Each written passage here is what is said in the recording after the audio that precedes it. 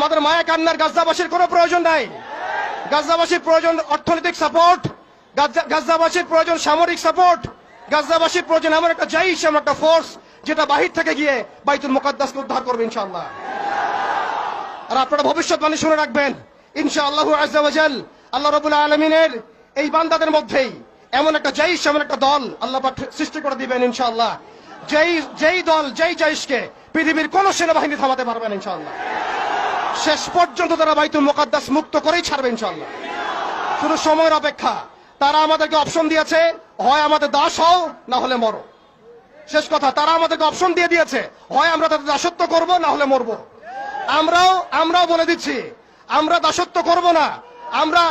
আমরা হয় শহীদ হব অথবা স্বাধীনতা ছিনিয়ে নিয়ে আসবো ইনশাআল্লাহ। হয় আমরা শহীদ হব না হলে স্বাধীনতা ছিনিয়ে নিয়ে আসবো ইনশাআল্লাহ। আল্লাহ পাক আমাদের বাংলার তাওহীদের জনতাকে কবুল করেন, আমিন।